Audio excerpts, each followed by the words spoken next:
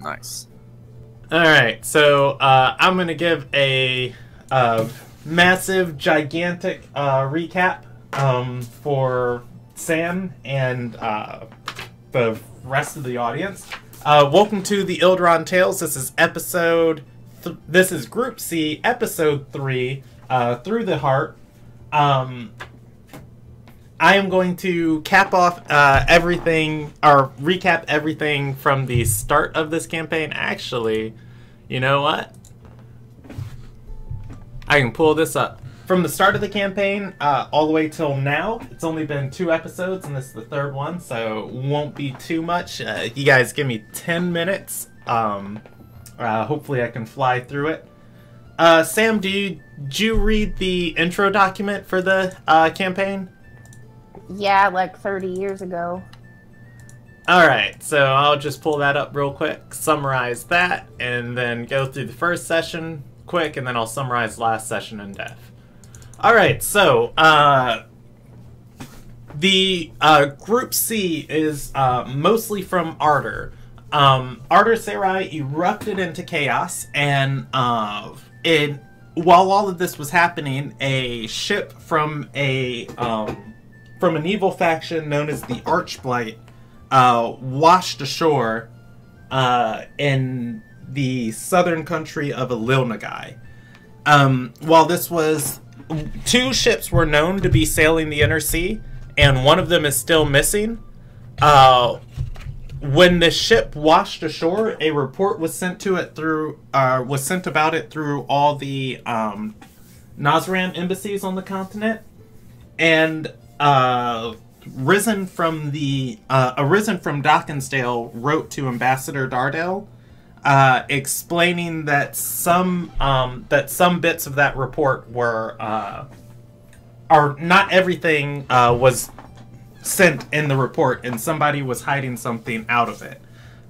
Several large stone tablets were found in the wreckage that were not listed in the report, and the risen Linus of the Risen of Elegance had wrote to Ambassador Dardell, and Ambassador Dardell sent her personal scribe and a force of her scribe's choosing to Dockensdale to investigate the matter and report back.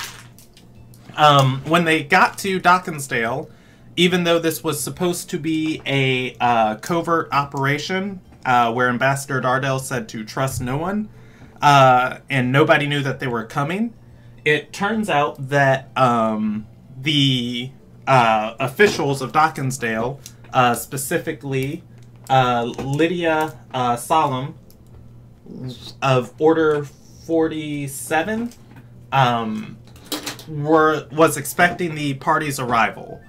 The Risen that had written to Ambassador Dardell went missing, and Order 47 was tasked with investigating her disappearance. And inspecting her quarters, Lydia found writings between the ambassador and Linus, and that the ambassador was sending a personal scribe to handle the matter. And Lydia was hoping to investigate you guys and find out what that matter was. Working side by side with her, eventually you guys found out that that Linus, the Risen, works as a bureaucratic witness to business deals for the government in Dockensdale. And the last deal she was witnessing, she oversaw the transfer of storage containers into the Nazram vaults, and that was the last time she was seen. Upon further investigating, you guys found the Nazram vaults to be empty, apart from the additional grain storage that they keep in every vault. And Carter's bear kept sniffing the box and sniffed something that was not grain inside of it. And you guys found the deceased body of the Risen member that was missing stuffed into the box. Turns out she had been murdered, and you guys had a name to track down. Cardrin Feldrin was the merchant that was contracted by Nazaram to transport the items recovered from the wreckage of the ship into the vaults. And on the manifest, it does not, or the manifest that keeps up with the items in the vault, it does not list, or rather those documents are fudged of who was going into the vaults and what items were deposited there and when they were withdrawn. You guys did have the contractor's name, and you guys went to Carter's criminal contact in the city to see if you could find out more about him. His contact was named Idamiro, and upon mentioning the name Cardron, Idamiro asked how much you guys were willing to pay for the information. You guys paid 12 gold, and Idamiro revealed that Cardron paid 350 gold to kill anybody who asked about that name. Once he said that, he attacked the party, and the party got engaged in combat. After blowing up an entire alleyway, literally blowing up a building, causing it to crumble in, cannons and lightning bolts flying in every direction. You guys subdued Idamiro, and a few of his underlings got away. Once you arrested Idamiro, he was not at all willing to work with you guys until you guys basically a little bit of torture, a little bit of enhanced interrogation. Carter left, and the party couldn't get any information out of Idamiro before they had to turn him over to the authorities. So instead, they negotiated a deal that they would question Idamiro. That Idamiro would be turned over to them, and they would question him in front of some of the local authorities. And that authority would be Lydia Solom, the priest that you guys were working with earlier. So you guys all showed up at a local tavern of Carter's choosing. And it turned out that place was a hotbed for merchants of the Ruby, and for members of the Risen to drink. It was a very nice tavern. Actually, I have the document right here for that one. I'll get you guys the name of that in a second because it just slipped my mind. When you guys went in, you saw a member of the Risen. In this tavern they had a dueling circle in the middle for fights for people to bet on. You saw a member of the Risen dueling one of the merchants, and the member of the Risen was getting beat very, very, very bad before the merchant stumbled, and the Risen got in a couple good strikes on her and actually ended up winning the fight. After that, the party questioned Idamiro, and he revealed that not only is this bar filled with members of the members of the Ruby Alliance, a lot of them are also part of the Ruby Shadow, and pointed out the woman who lost the deal is actually an assassin, and just talking to you guys here was threatening his safety.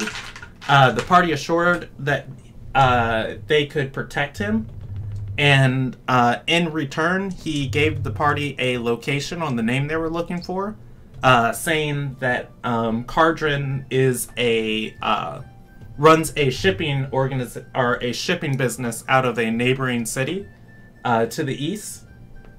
And that Idamiro would still need protection from the Ruby Shadow. The party agreed, and all stood as one to move out of the bar. Just when that happened, the woman who Idamiro pointed out as an assassin stood, and the party was all on defense against her, believing that she was going to attack Idamiro, and instead she simply paid her tab and left. And the Risen that she was dueling against earlier dropped over dead on the table. Apparently she had been poisoned.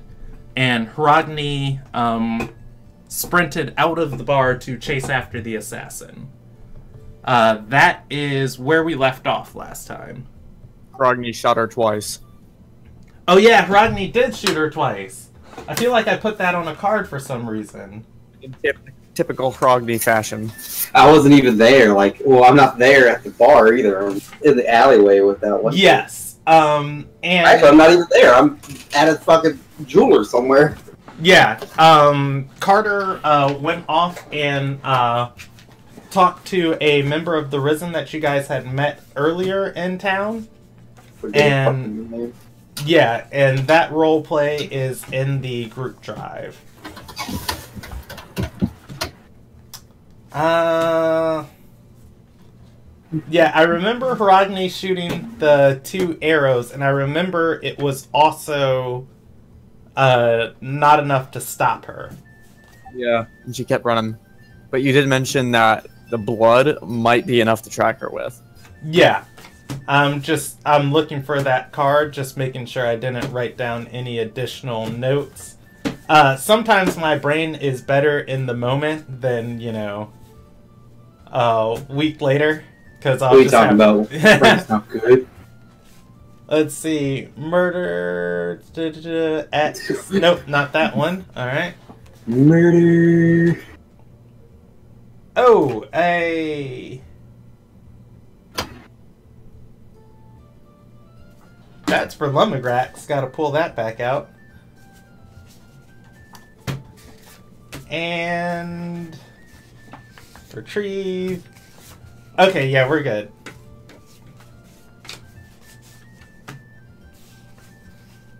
Yeah, no additional notes I needed on that. Alright, so yeah. Hrogny shot her. It was not enough to stop her. You want to go back in the tavern and get the rest of your party? Oh, what are the rest of them doing? They are protecting Enuro. That is the guy's name, not Itemiro. Enuro. I was wondering where that D was coming from. Yeah, that was my bad. Lumagrax's father's name is Itemiro. This is not Lumagrax's father. It's a whole different person. So Carter's in the alley outside, right? Carter is a couple streets away. He went to talk to the person cleaning up the rubble from your guys' fight. Oh, okay. He's nowhere near here. Yeah. Oh, actually, what district that was. Yeah, I'm gonna move you guys over to Dockinsdale if you're looking at roll 20. The black circle, not the. Whoops. Let's Control Z that, and we'll send that to the map layer.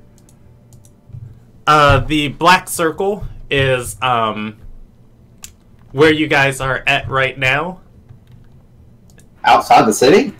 No, I deleted the one outside the city. My Roll20 has been fucking with me super hard lately. I think it has a crush on you. Not the good kind. No, like, I don't see a black circle in the town, but I see the black circle outside the city. Alright, that's weird. I just deleted a whole bunch of... Oh, hey. Oh, hi. Yeah, I know, right? Let's delete I'm that. tired of refreshing here again. Sometimes refreshing doesn't work, and you actually have to go to Roll20's website and then click on the game again and load into it. We'll see if that works. If this refresh doesn't work, then see if that does. Anyways, though, I'm going to delete the black circle, and I'll just use dots. Oh, there it is. instead. I see it. Oh, well, no, it's gone. Yeah, it's gone! You're too late! Green dot is Carter. And then red dot is you guys. You guys are literally just a handful of streets away from him.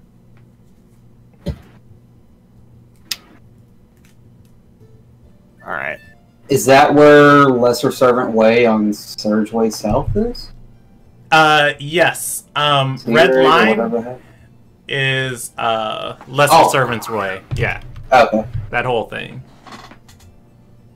And let me pull out my... You know what? I can label all these streets for you guys right now, if you'd like. No, okay, it's fine. what does it say? I just wanted to know if that was the street I was on or not. Yeah, I only have 1, 2, 3, 4, 5, 6, 7, 8, 9, 10, 11, 12. Yeah, there's the 12 major roads in the town, and everything else is minor. So. Oh, Sam! By the way, your mic's muted if you've said anything to me.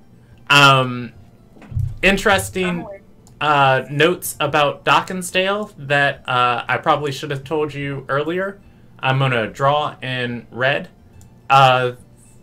This part of the city is risen above the rest of the city. It is a large tower, tiered tower rising over the city.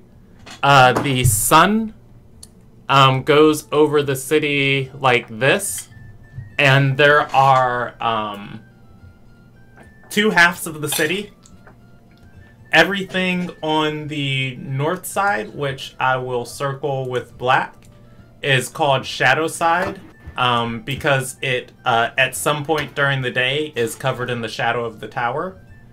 Everything circled in yellow is called Sunside. Am I supposed to see you circling things? So nobody else sees that? Thing. No, I see it. Refresh your roll 20. It's been happening to me too, Sam. Okay. I'm like, just making sure I'm not losing my mind. Yeah, no, it was happening to me yesterday in a different game. Anyways. He's like, he's circling things, and I was like, oh, am I supposed to see circles? Because I don't see. Sorry, guys. Never gonna give you. Yeah, tell me if you see it, and I can continue the explanation about more little... Yeah, I legit see nothing. Well, you're fucked. What is with this? Let me make sure I sent this stuff to the right layer. GM layer. Well, you don't want that.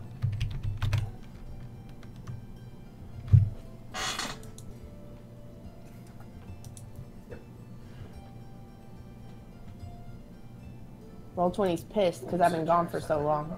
Yeah, know, right? Mad at you. I also have to go back and update my subscription. I forgot I lost my debit card last month, or the month before last, and then When you were traveling? yeah, and I got a new debit card, and all of my services I had to go through and put in the new number. So let me do that right now on stream so everybody can see. Hey guys, here's my credit information. Oh, I realized I should have used my spells last session. Oh, do you have like any of the ensnaring strikes or hunter's marks?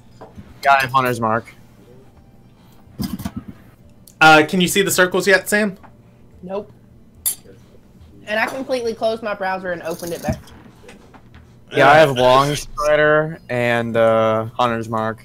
So I should have been using those now I think about it. This is Sam's punishment for abandoning me. I didn't mean to abandon you, DJ. She abandoned me Can in you... my time of need.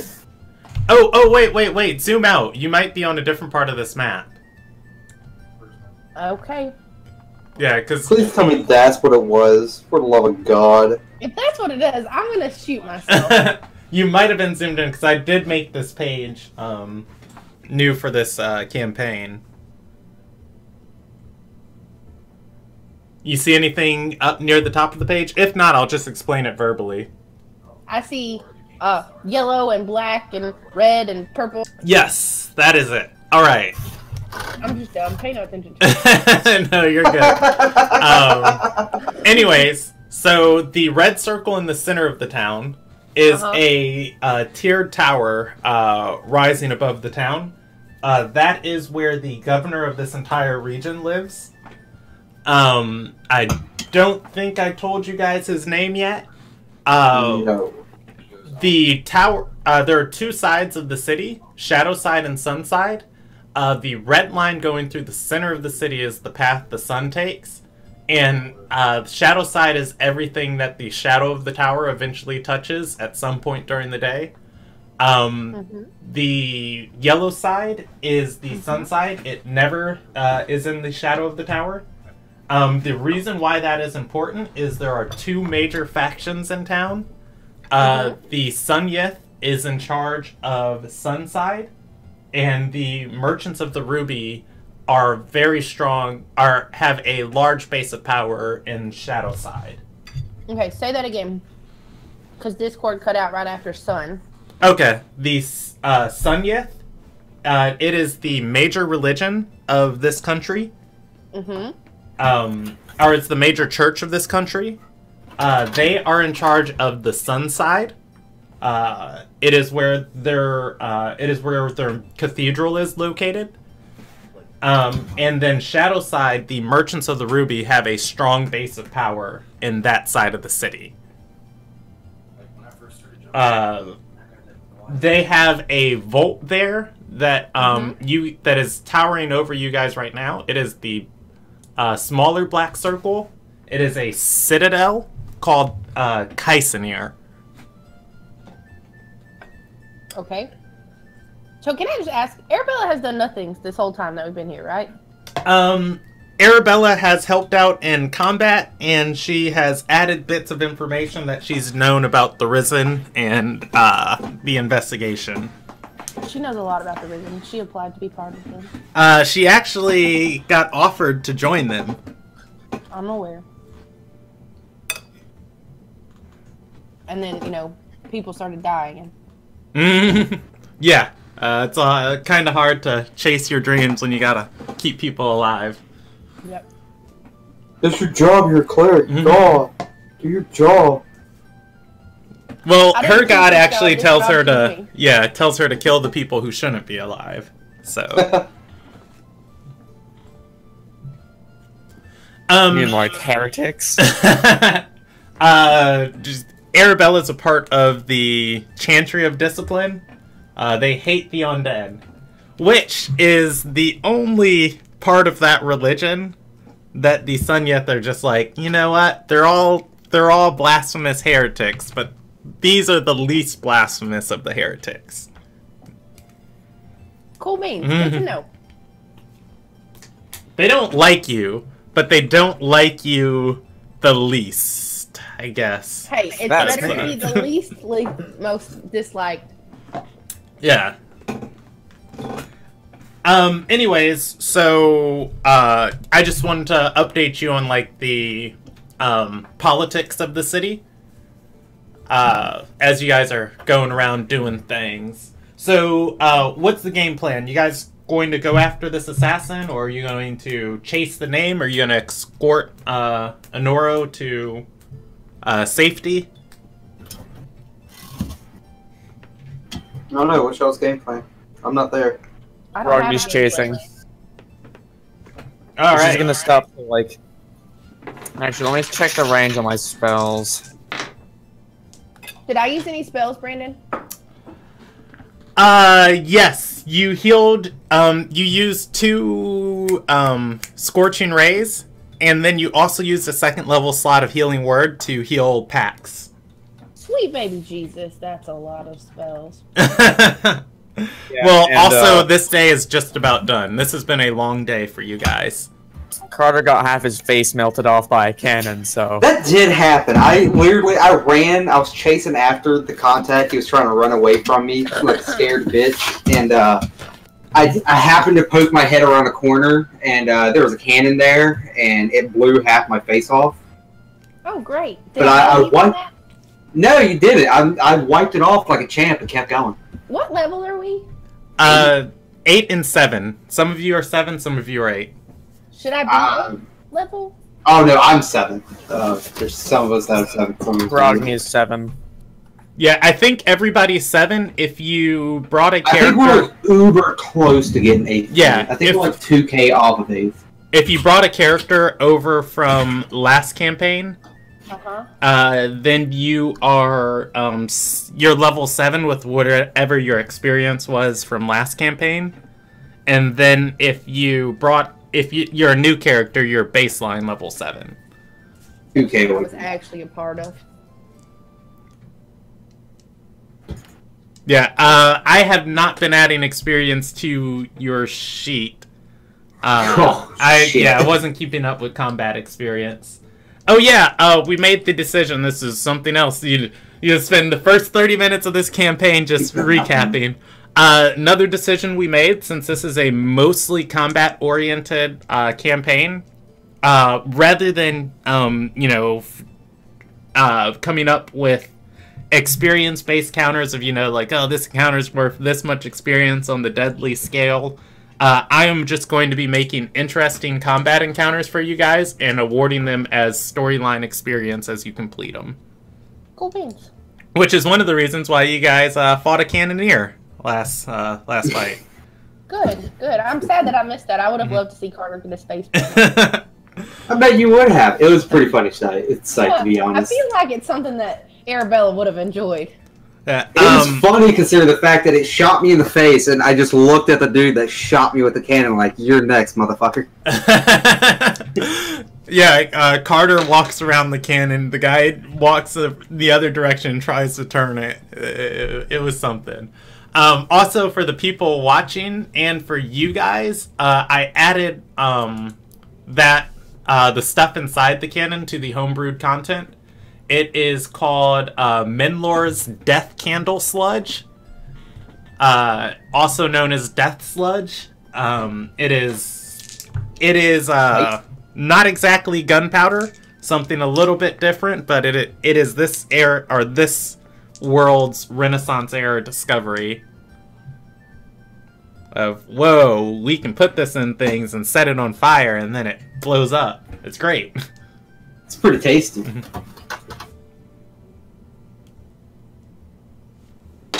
Alright, so, chasing after the assassin. And you said, Hrogny is going to, tell the party about, the assassin running away. Yeah, she's just kind of gonna shout it inside. Alright. You can, give me a perception check of if you still have sight on her as she's running from you, and then we will handle it from there. Roughly how far away was she when I took my shots? She was about 3 rounds of dashing in front of you, so that's 60, 120, 180 feet away from you. Alright, I can't. She was just leaving your range.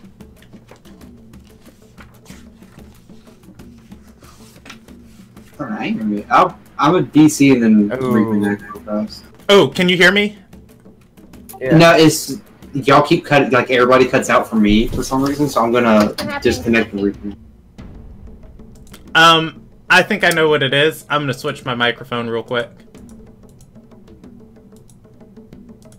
Hey, testing. How's this? Does it sound any better? Yeah. Sound weird, but you Alright. always sound weird. Hey, thank you. I appreciate that. Welcome. No, but this mic is to my right, and I always look like just straight super far left as I'm looking at like all my notes and stuff, and I don't even talk into the mic, which is one of the reasons why I remembered I don't use it normally. So I switched to my face mic.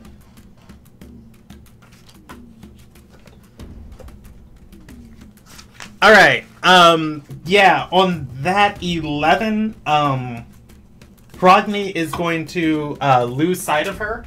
Her name, by the way, is Andorra.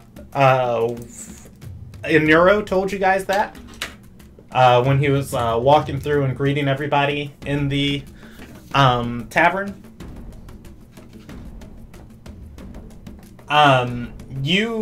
If you'd like, you can roll me a survival check on the blood to try and track her. All right.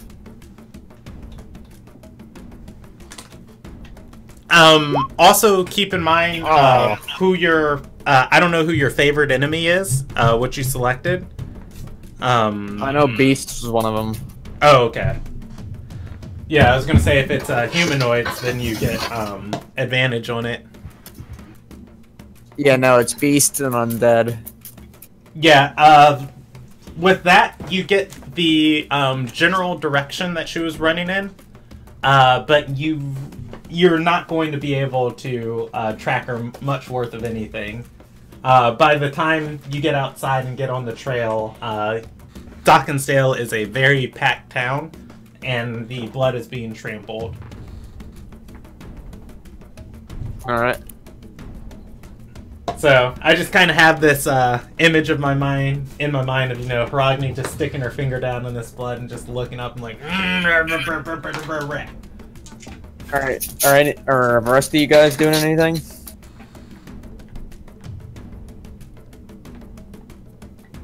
Am I there?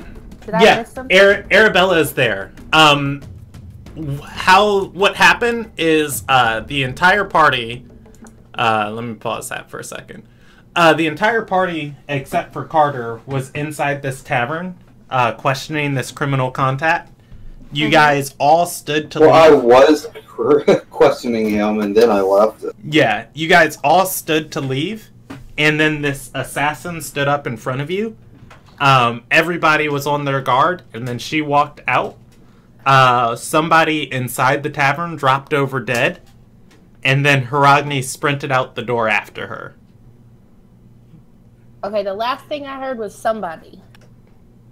Oh, somebody in the tavern dropped over dead, and then Hiragni sprinted out the door of the tavern after the assassin. Great. So Carter's not there. Rodney ran out the door. Yeah, Hiragni, I'm imagining Hiragni's going to be coming back inside empty-handed. Where did Carter go? Carter got mad at Aniro and left. I feel like Arabella would have went after Carter. I didn't get mad at Nero. I told him that merchants or something. No, I didn't get. I told y'all. I technically tortured Nero in front of a bunch of guards inside of the tavern. Oh yeah, that junk with the sword. Yeah, in front of a bunch of Ruby Shadow members, and then I just left. Yeah, if Arabella chases after Carter, he's riding a bear. He's not not hard to find at all. To work on the back of a bear. Yeah, Carter's just a couple streets up, going to the jeweler that that lady pointed out for you. I got his name in the servant thing. Hold on. Yeah, I was pulling it up right now too, because It's Yarlor. Yeah, however the fuck Yarilor. See, you have trouble pronouncing your own name! Oh, no, it's Arilor. It's Arilor. That's it. It's Arilor. Ah. Hey, I tell you, I'm better in the moment than I am when I come back to it. I saw that name, I got so upset. I was like, son of a bitch. Why does it have to be this name out of every name in the world? Yeah. But you're at Arilor's crafting shop. So, let me roll this up. Is Carter just looking for just simple charms to mark his members? No, he's got a idea. He's getting a custom thing. He's got an idea for it.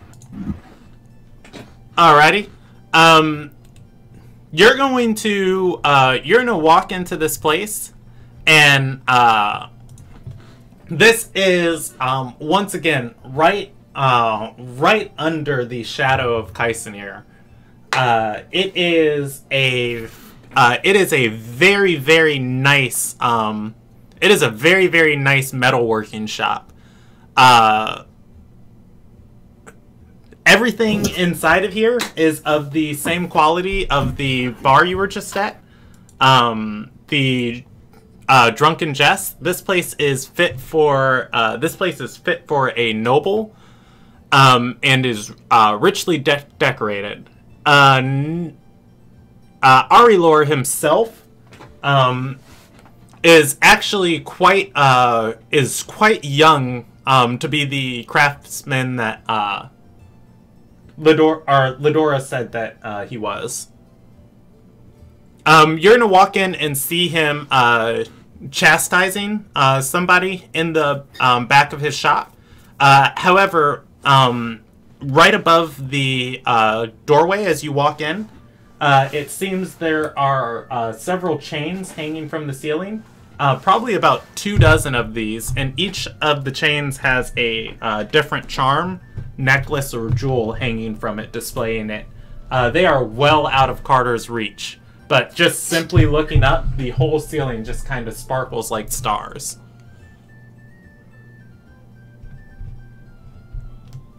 And by the way, Arabella is going to walk in behind Carter. Oh, does Carter bring his bear in, or does he leave her outside? It just said I left her outside. Oh, okay. I didn't hear that. Sorry. Does the bear like Arabella? The bear Maybe. so far likes anybody who's giving her food. Yeah. Can I pull out a ration and I'll just hang outside with the bear? This bear has been getting the luxury. I fed it earlier. It friggin' some random guard was feeding it berries earlier, and now you're feeding it. Jesus Christ. Bear's living a life of luxury. The bear's eating better than we are. Roll me a handle animal check.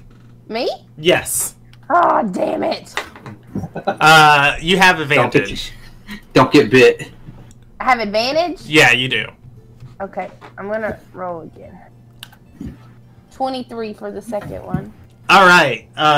Yeah. As you pull out the ration, Lily almost tackles you, but then puts a paw on Arabella's waist, pushing her a little bit, and hastily groaning for the food, just going. She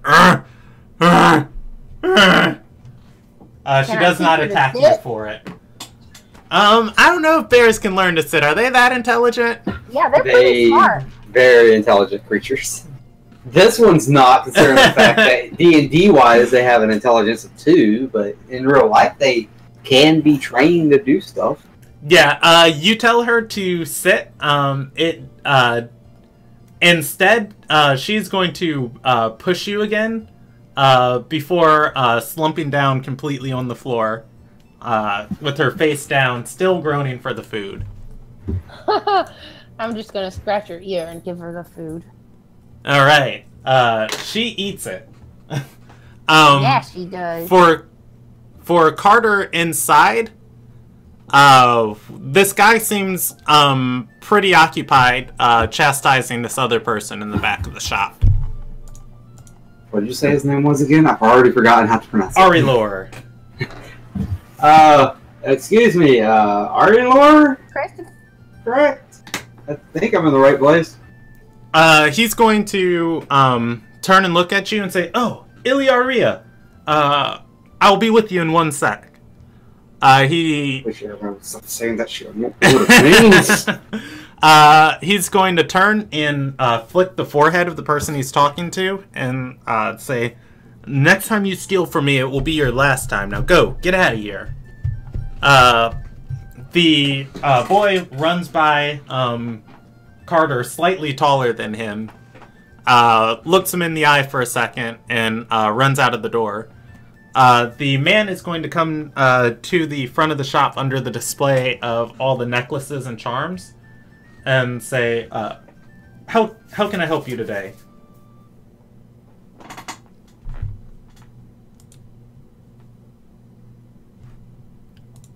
JJ disconnect? No, I didn't disconnect. Why? Did my okay. thing say I disconnected? No. Did you hear anything I just said? Nope. Wonderful. All right. So he flicks the forehead. No, I heard that part. Yeah, you cut out as he walks up to you and says, and then silence. Nice. Awesome. Perfectly timed. Yeah. He walks up to you, stuttering a little bit, and says, "How can I help you?" Did I cut out again? Going, and I would like to get a custom symbol denoting my faction. And I've been informed that you do good work.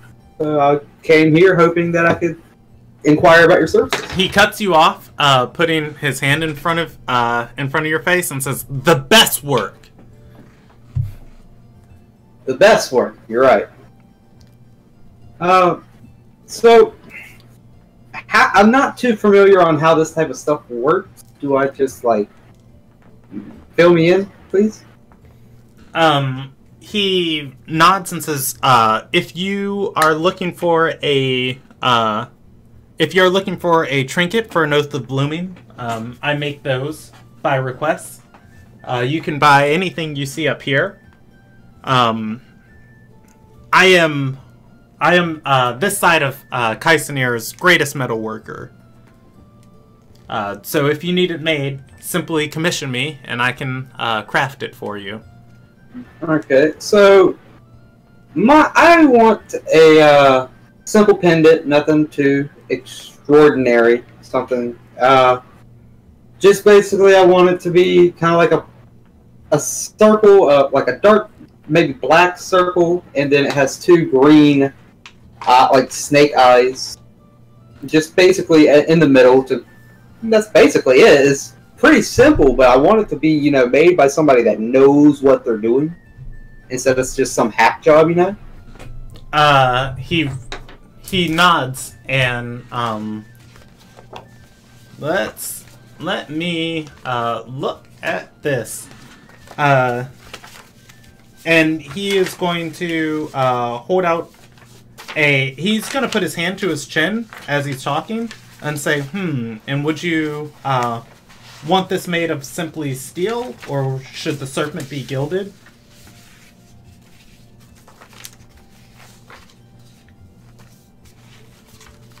Did you catch that? I heard simply steel, and then you cut out. Simply steel, or should the serpent be gilded? I'm not a very smart person, and I don't know what gilded means. He shakes his head and says, decorated in gold.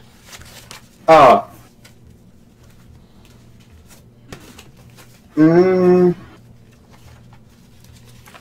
Yes.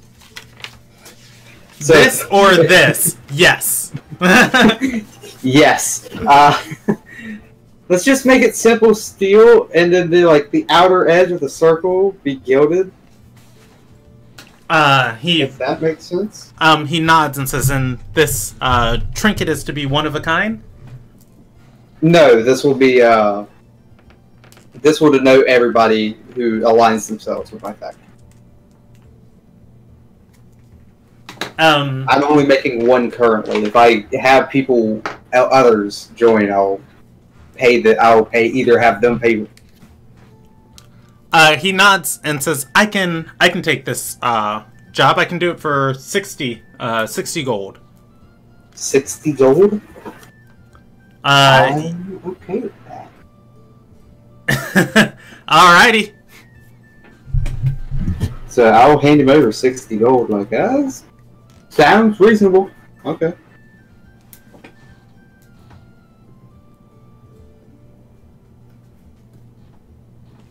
I did not hear any of that, whatever you just said. Oh, I didn't say anything else. He's going to take the money and draw up a contract. He begins scribbling on the... I'm right back. Okay. Because it's starting to anger me at this point, because you're cutting out more and more frequently, and I know it's my end, not yours. JJ, it's happening to me too. No, my internet keeps dropping in up and down on my ping, so I'm gonna do it real fast. Okay. La la la la la la. Alright, let's try it now. Let's see. I'm intentionally being silent to make him think it was. I thought so. I was holding my breath too. My mind. Is it working any better for you? Yeah, it's working a little bit better now. Okay. What was I saying? Oh yeah, he's gonna take the gold and tell you to give him 2 days. 1 day to come up with the design and a second day to finish it. He also begins drawing up a contract. And he is going to hand it to you and say, if you see a member of the Risen, get them to sign it and our deal will be sealed. I'll take the... I guess he has a quill there for me to use. And I'll sign at the bottom like, I hope this is... I do have high hopes for our future. Business-wise, at least. Sign the bottom and hand him the quill. Alright, you can add Arilor's contract to your inventory along with a copy of Lidora's letter. You figure if you're going to be staying in Dockensdale for much longer, you're going to accrue a huge amount of these things. Oh, yeah. I'll go back to my notes so I figure out how to spell this fucking...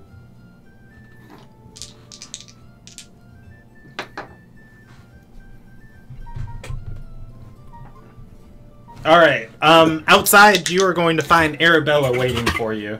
Okay. Do I see her on the ground with my bear, or what's going on there? The bear is on the ground, eating food that Arabella gave to her. Well, probably now it's, you know, completely devoured. Gone. Yeah, I doubt Arabella would be sitting on the ground. Yeah. Dockensdale, by the way, has completely paved cobbled streets. They are cobbled stone. Yeah, and Arabella doesn't do the ground. And I don't do the walking. I'm gonna pat Lily on the back like, come on, we gotta go back to the others and figure out what's the game plan here. Well, let's go, I guess. We'll hop back up on my bear. Alright, jumping back over to the rest of the party. Frogny is going to walk back into the inn to see the 4 people dedicated to guarding Lydia. Still in formation around her and Nero.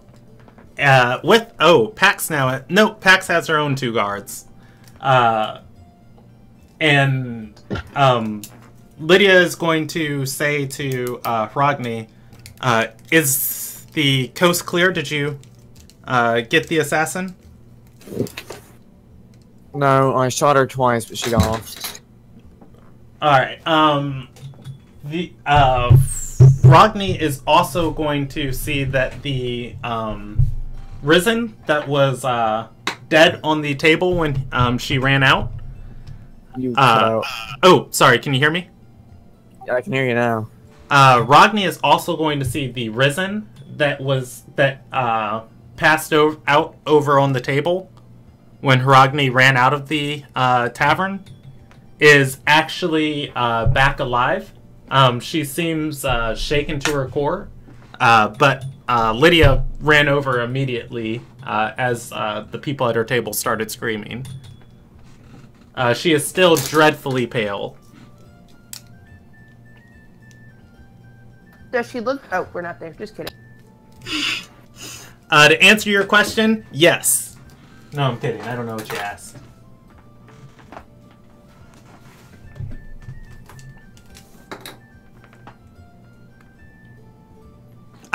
So what was Rogny's response?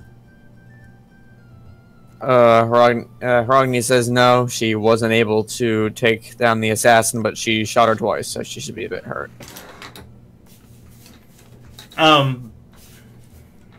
Aniro is going to nod at Rogny and say, "Nice, nice. Glad you didn't hit me with that bow." At least someone cares.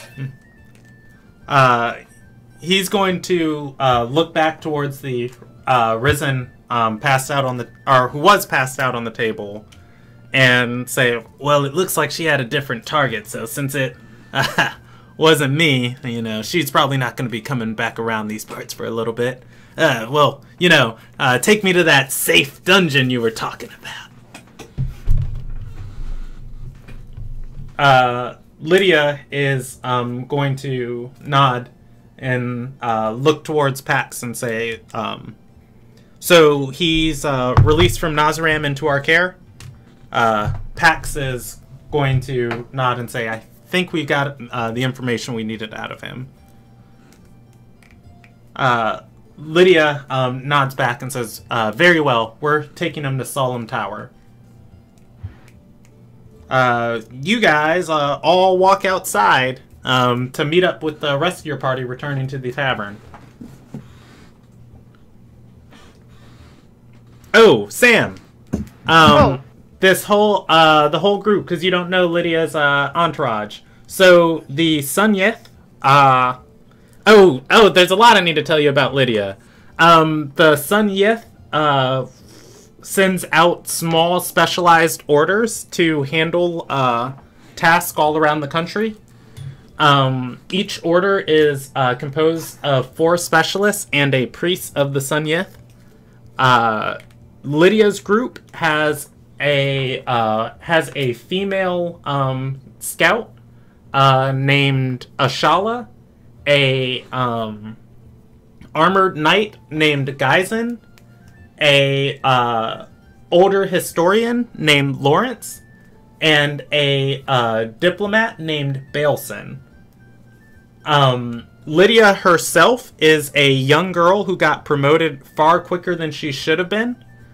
She is the daughter of the governor of this town. She is Supreme Light Solemn's daughter. She is the 3rd highest ranking official in this town right now. Okay, cool. Does she walk outside? Does she look Yeah, like she... everybody's outside.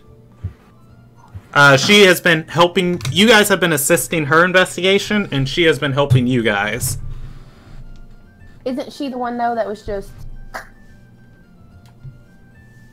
Say that again? Isn't she the one that was, like, injured? Doesn't look so great? No. The tavern you guys were drinking at was recommended to you by another member of the Risen. They said it was a very nice place, and members of the Risen like to drink there, and that it was safe since you guys were on an unsafe part of town.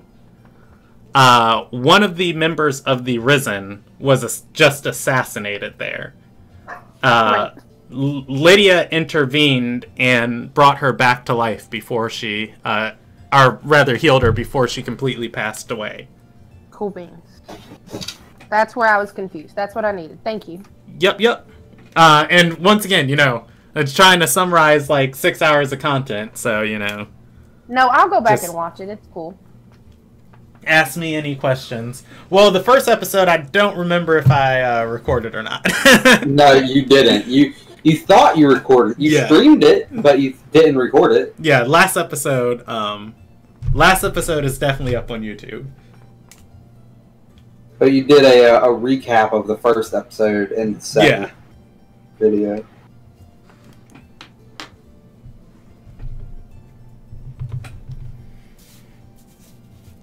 Anyways, the party is all back together. You guys relinquished Aniro to Lydia's care. Is Lydia still there? Yes. You guys want to give her any parting words, or?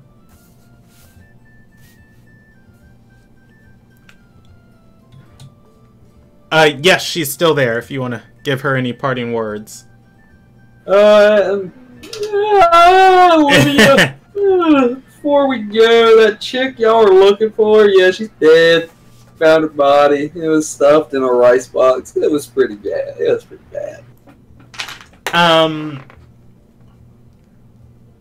Lydia is going to look very quickly to Pax and say, "What?"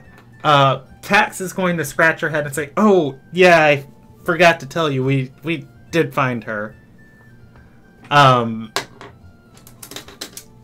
Lydia is going to shake her head, dropping her staff and running both hands through her hair and say, "Somebody's assassinating Risen and Dockensdale? That's 2!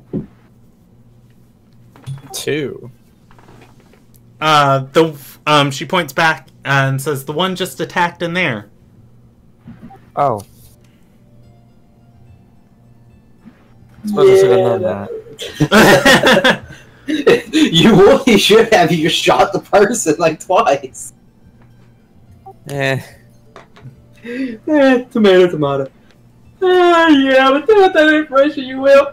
It seems only an assassination. It's like, deal with that, you will. I'm gonna go take a nap from taking a shot of a cannon. Yeah, it is late sunset, going into nightfall. I could use a beer.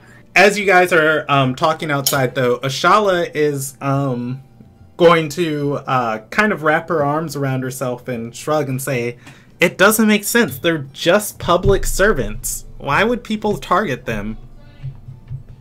A message.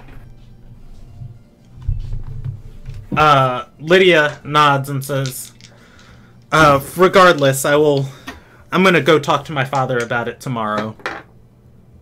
I need to be in this town for like 2 days. Next 2 days. That's how long I'll be in this town. But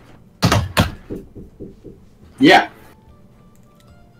Pax is going to nod and say, "I think it would be foolish to charge after Cardrin without collecting a little bit more intel on him and his operation." Yeah. See, there you go. So. Yeah, you do that. I'm gonna go get a beer at the tavern we were at, that honey place, get a high going, and pass out in a bed. Well, no, in a haystack. No, wait, did we get Lily into that tavern? Yes, you did. We did. For awesome. For Sam, despite a lot of buck from Arabella, the party decided to stay at the cheapest place in town, outside the city gates, called the Brass Queen. It is definitely nowhere near as nice as the Drunken Jess, but nobody will expect you guys to be staying there. So Yeah, no, I'm still angry about this, apparently. Hey, you know what? I doubt any fancy, smancy, drunken, jest-like place is gonna let a fucking bear into the facilities, okay? And I don't want the bear either A, getting hungry and deciding to turn the rich person's horse as a midnight snack, and B, I don't want anybody trying to steal my little lilykins, yams, for nuzzling up there. She is going to wrap a paw around you. Or no, you're on top of her. She can't. Yeah. She roars in which you deem is a enduring roar. It is also worth saying this bear, by the way, Sam, is a nightmarish bear. She is a pale gray, and ever so often when you touch her fur, smoke just rises off of it. She's beautiful. It's my lilykins. And she is larger than any bear you've seen before. Fucking like 4-foot bears riding on the back of like a 7-foot bear. No, a 4-foot dwarf is riding on the back of like a 7-foot bear. Don't worry about it. Say that again, Sam. She's cute. All I said is she's cute. Alright. Bear with little old Carter. Yeah. Alright, so you guys want to head back to the Brass Queen and pass the night away?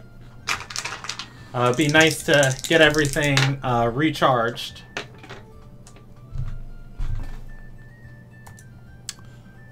Yeah, you guys are able to make it out of the city gates with ease.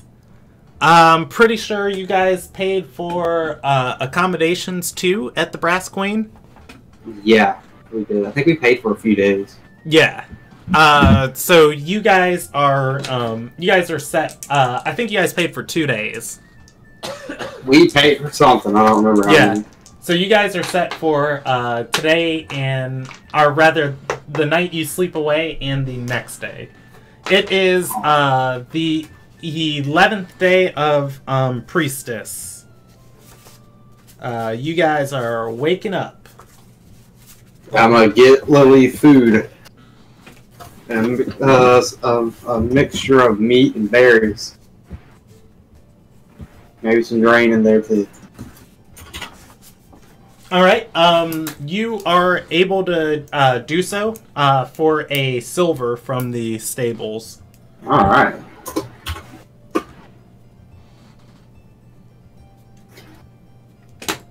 Alright, let me record the day. 11th of Priestess.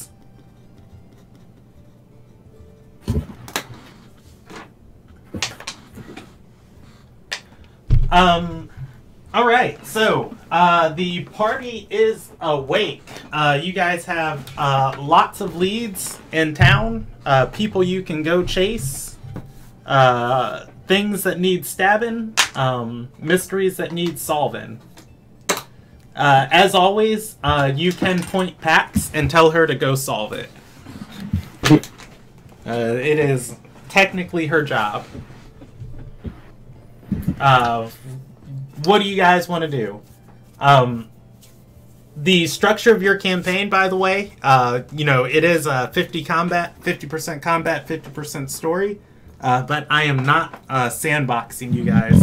I'm sorry, I'm not railroading you guys into any decision. So you tell me what's going to happen or what you're going to do, and I'll tell you what happens. Well, what do y'all want to do? I at least need to stay in the town till tomorrow. That's like, but after tomorrow, I'm free to hit the road and go chop a bush in half and awaken the bush in half or whatever. So up to y'all.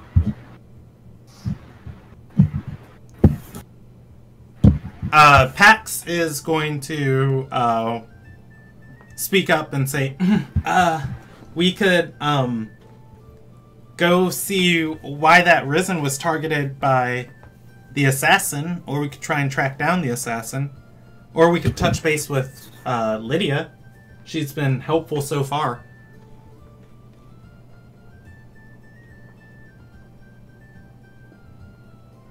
Moment's AFK. Brandon. Hey, can you guys hear me?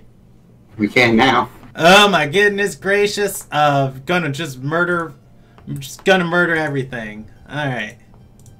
I'll bring it back. All right, I switched over to push to talk because I don't know if it's my mic or what's going on, but how's this sounding to you guys? Sounds the same. All right, whatever. We're going. Anyways,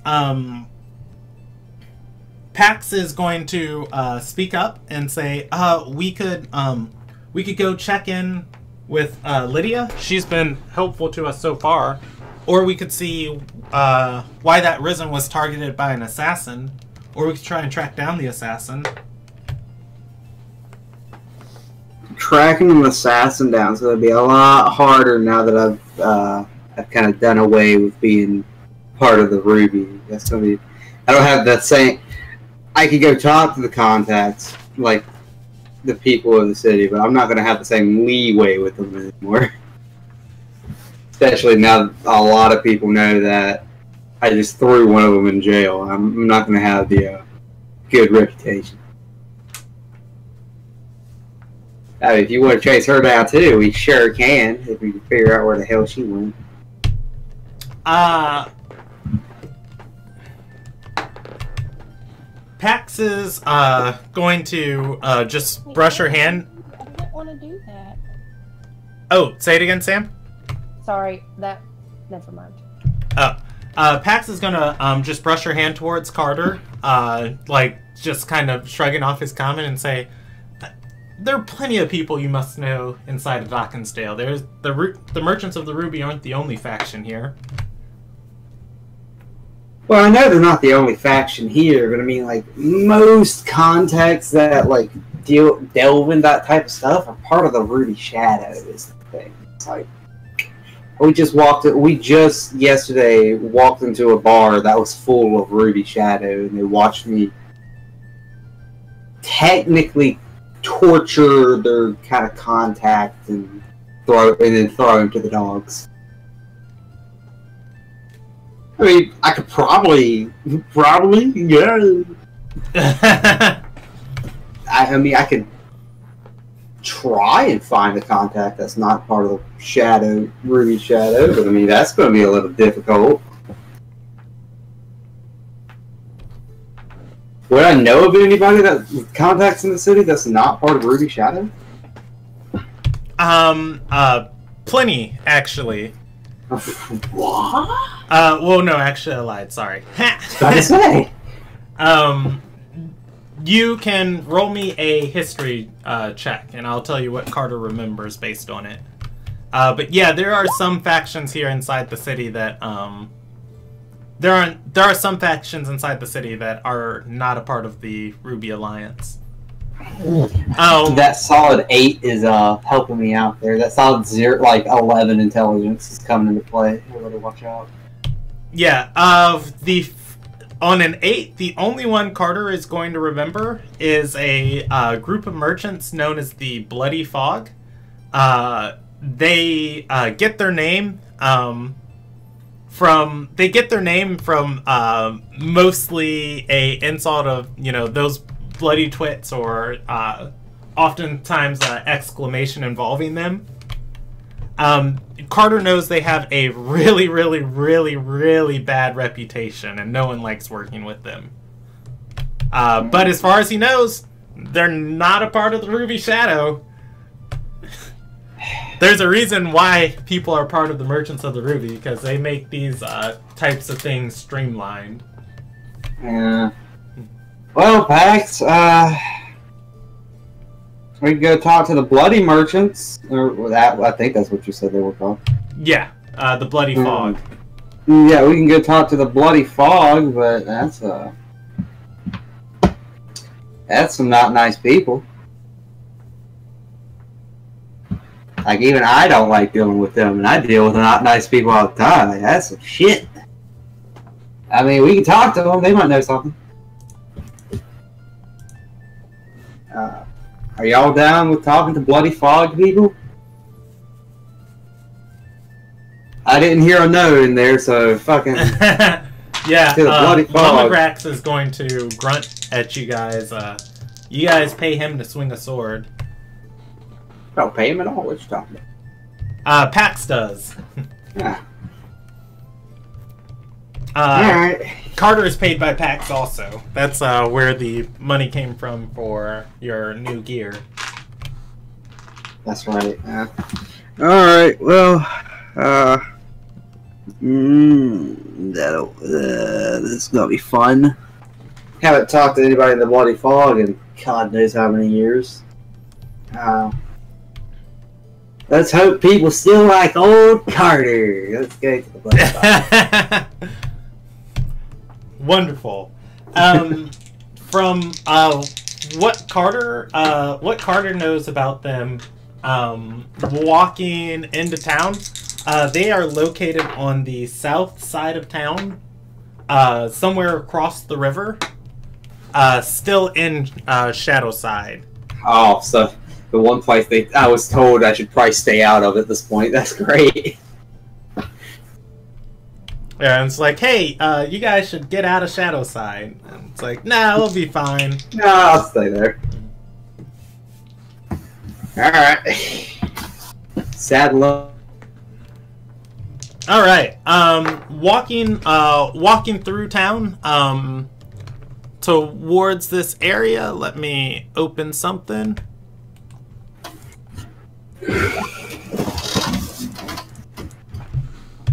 I'm just rolling some percentage die for you. All right. How many assassins come after me today? 13. Easy mode. Yeah, Carter gets 1 poison dart to the back. You know, he steps on I resistance to that. I'm kidding. Actually, as Carter is walking through town, or as you guys are walking through town and you're headed down to what street would that be? I am telling you. That would be Father. Anyways, and as you're walking down to Father Way, to heading towards the area of town that the Bloody Fog is in, you guys are going to pass a fruit market on the side of the street, and Carter is going to notice the woman with the donkey cart, or rather, she is going to notice Carter stepping by. And she's going to wave the party over to her. Huh. This doesn't seem like a trap at all. I'll not even gonna hop off of the bear. I hope that'd be. Actually, yeah, I am. I don't feel like spooking a donkey again. All right. And I'll walk over to her. As Carter walks near her. He is going to notice. I don't remember if I pointed it out before, but I imagine he's looking for it now. She does have a ruby pendant around her neck. Her stand is set up today, and she is going to start putting some fruit into a basket and say, "You're the ones that helped me out yesterday. Here, I have to thank you." She hands a basket of fruit forward to you guys.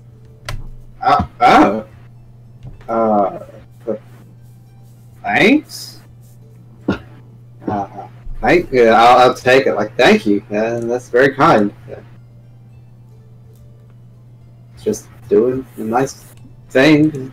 Felt like it was a nice thing to do, but thanks. The woman nods graciously and says, "May Lilia bless you.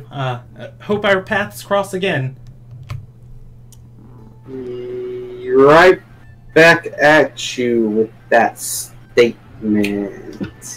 Yeah. See, Carter's not used to the whole, like, being nice to people thing. So, like, getting a reward like this was just creeping him out. It's like, yeah, this is awkward. As you guys are walking away, Pax is going to point at the basket of fruit and say, "Didn't that assassin yesterday try and kill somebody with poison?" Yeah, that's why I'm very cautious about this. Pax. Oh, sorry, you can't hear me. I wasn't talking with the thing. Yeah, Pax is going to nod and say, "I was instructed to trust no one in this town, so I'm abiding on that philosophy." I'll pick up a piece of the fruit, like,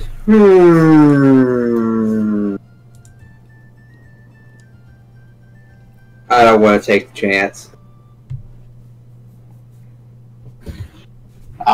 Put the fruit back in there. It's like, I might be good against poison, but I'm not taking chances. Not today. Not right yet. Alrighty. Sam, is Arabella saying anything to any of this? I'm so sorry. My boys were going crazy, and I had to.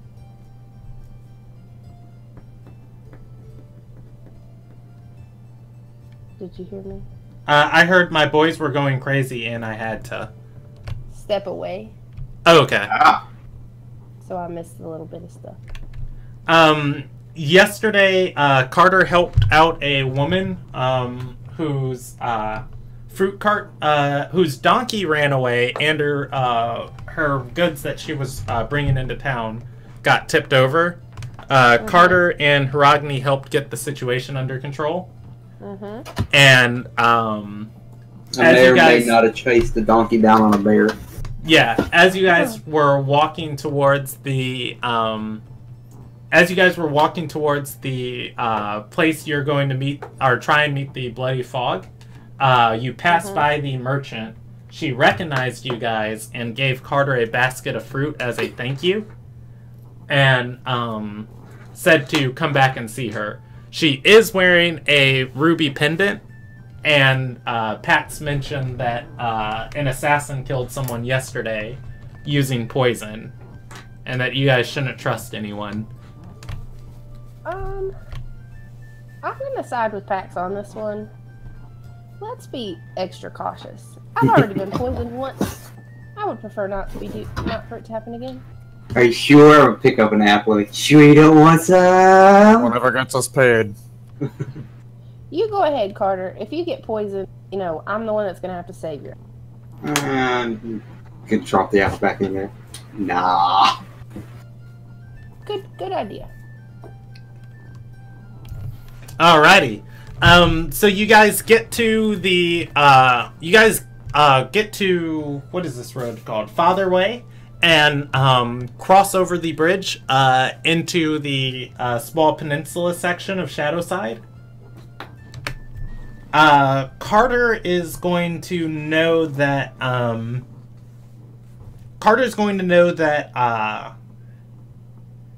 the members of the Bloody Fog have control of a small neighborhood over here. However, he has never seen their headquarters. People don't like working with these people, and I imagine Carter wouldn't have either. Yeah, no, Carter. They do business weird. Their jobs aren't fun. Most Hear jobs that. are meant to be fun. That's why they're jobs.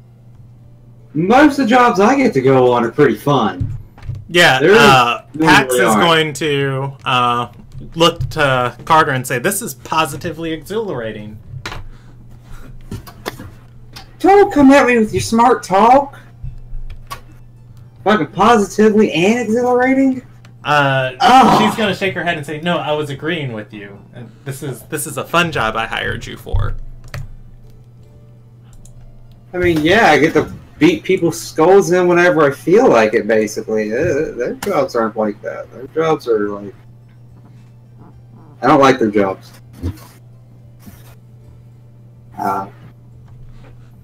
Everybody be vigilant, just FYI, because anything can happen. Says the man who takes the fruit basket.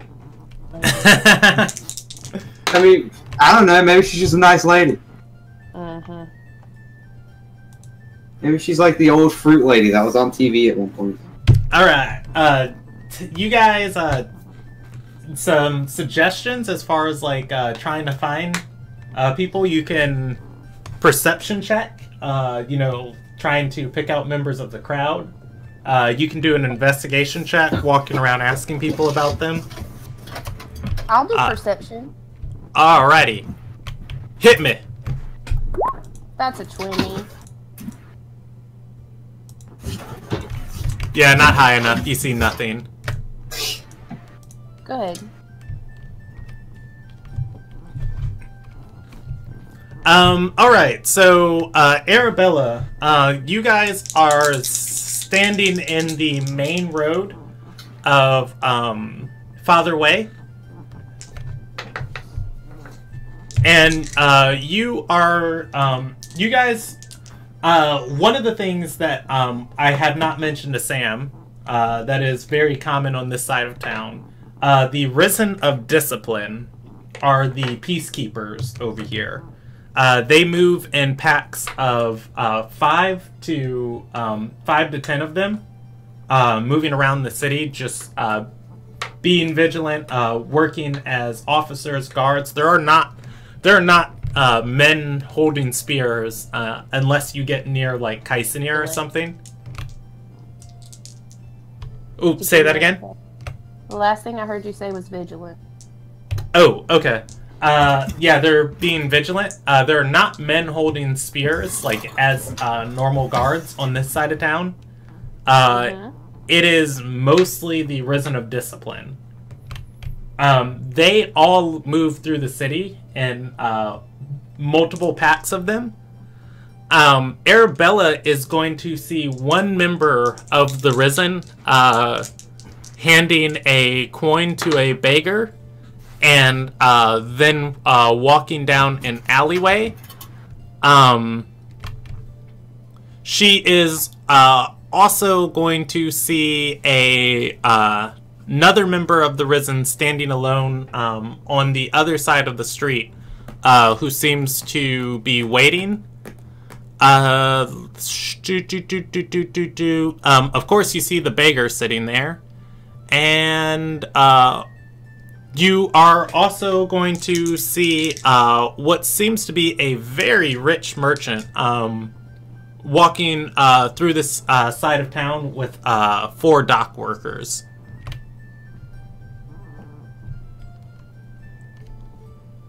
Those are the members of the crowd that stand out to you. I'm gonna point them out to Carter. Just quietly, kind of get his attention. What?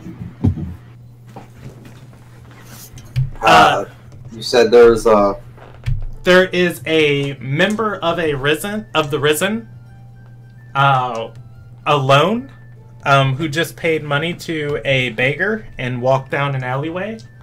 There is another member of the Risen, alone, on the other side of the street. The one on the other side of the street is a member of Discipline. You can tell because she has a sword. You cannot tell who the other member was. There is also a rich noble rich merchant walking down the street with some dock workers.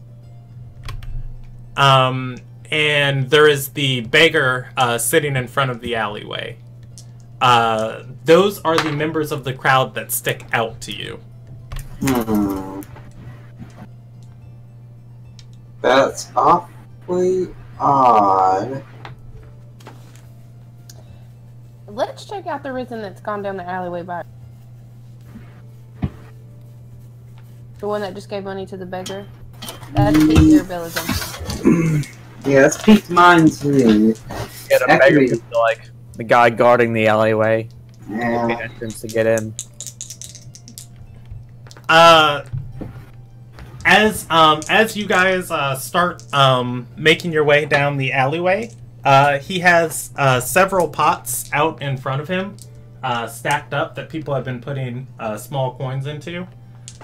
He stumbles, knocking them over. They clamber down, making a loud ruckus, and he says, "Please, madam, spare a coin." That might have been an alarm.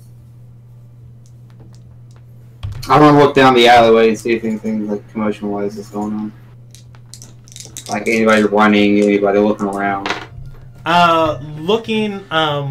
Looking down the alleyway, you're going to see someone jogging and turn a corner. When Frogny says that might have been an alarm, the beggar is going to look up and say, "Alarm for what, madam?" What's the other Risen member doing on the other side of the street? Let's see if... she doesn't seem to be paying attention to you guys. That's so weird. Krogny says an alarm that I should keep my goddamn mouth shut.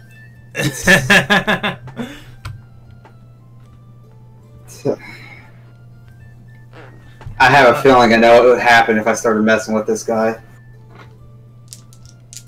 It'd still be funny though.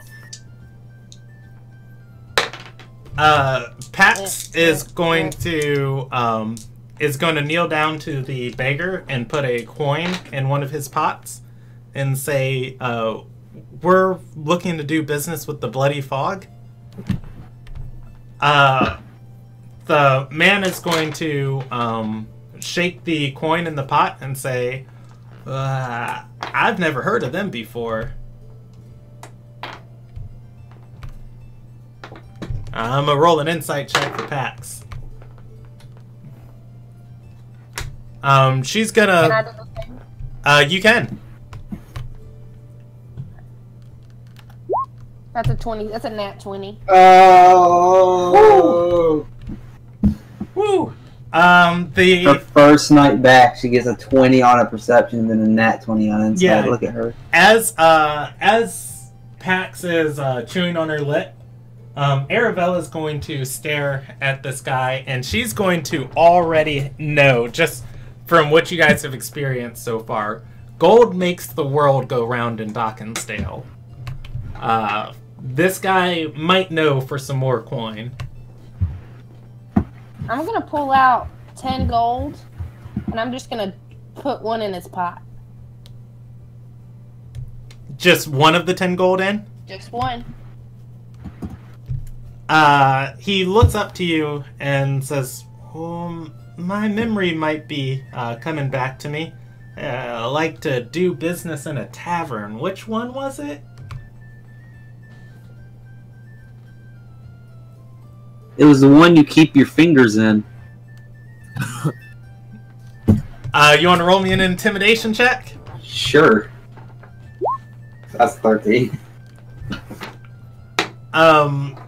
He's gonna swallow and you know what? It is coming back a little bit quicker. I'm gonna drop another coin into his pot. He's gonna look down the alleyway, seeing nobody's there, and say they do their business out of the Vanishing Phoenix. It's right down there, but they keep lookouts in front of it. Yeah, lookout, schmuck out. That'd be fine. It's not like we're here to cause any trouble anyways. He bows to you guys and says, "May the goddess bless you. Thank you. Your generosity is appreciated." Right. He begins stacking up his pots again.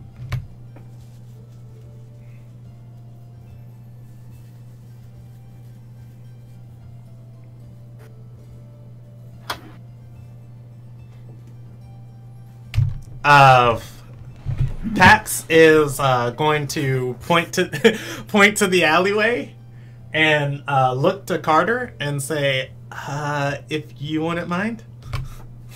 No, I said I was doing it. I said I was hopping off of Lily and Oh, okay. I didn't hear that. My bad. leave it that way. We're not taking Lily with us? No, we are. I'd rather be if. Yeah. anything Carter can take a happens. cannon to the face. Yeah, I can. Lily might not be so lucky. So it's like, if anything happens, I'd rather her not take the brunt. All right. That's fair. Walking down the tight alley, you guys are going to get to a you're going to get to a large building that has a small front little courtyard in front of it, and the name the Vanishing Phoenix etched into the stone. The stonework on the top of the building. It is squeezed into this alleyway. It looks like a repurposed temple. There is a door built into it where the entranceway would have been. Alright, well,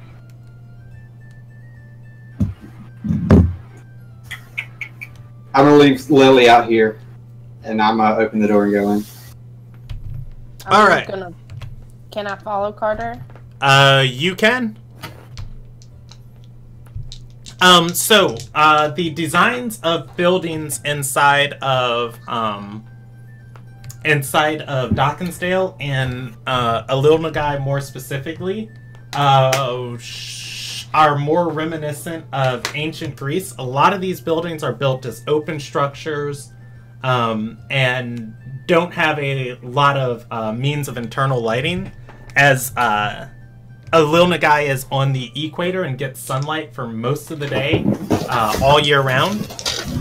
This building seems to have things that were built around it, and it is very dark inside of here. There are no windows that sunlight hits in, other than the front of the building. Everything is lit by impromptu candles on the wall.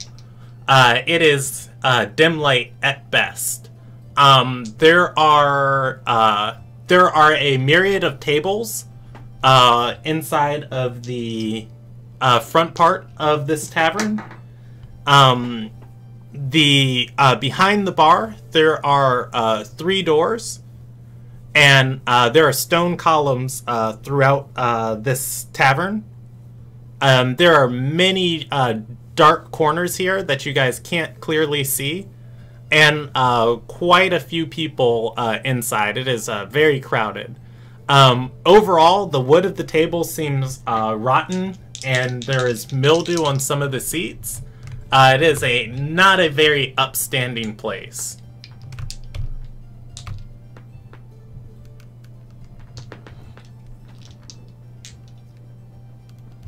I hope you guys heard all of that.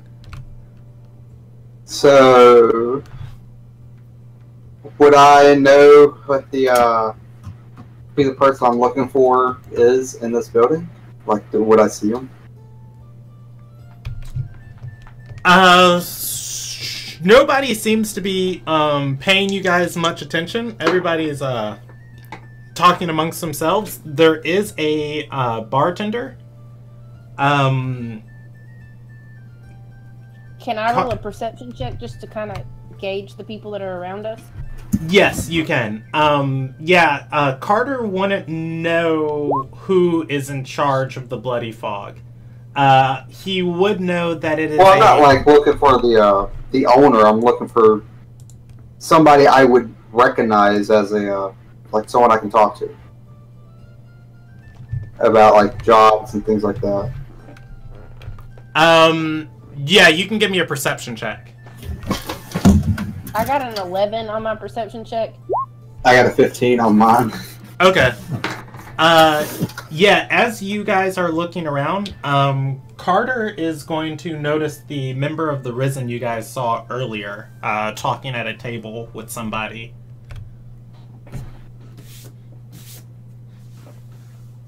I'm gonna sit down next to him. Just walk in and sit down next to him? Yep. I'm kind of just gonna go to the other side of the room in case Carl fucking killed. I will be killed. The person the Risen member is talking to is another woman with a burly guard also sitting at her table drinking. As Carter draws near, I'm assuming Carter not attempting any type of stealth. God, why would I? You know what? I'm gonna attempt it anyways. You know what? I don't do stealth checks often. I'm gonna attempt to stealth my way up. Alright, hit me with it. 23. What? Holy shit! Good lord, why do you have +5 in stealth?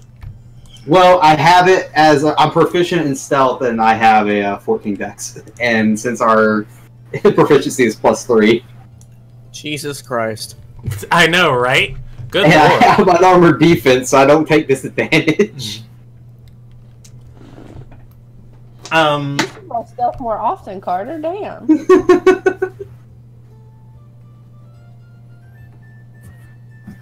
I think that's the second stealth check I've had since the last campaign. Yeah. Yeah, as Carter is creeping up to this table, it's too dark and he is too short for them to just notice him coming up. He's going to hear this conversation, and as he walks up to the table, the woman is going to say to the Risen, now, see, I didn't tell you to fall in love. That's not my problem.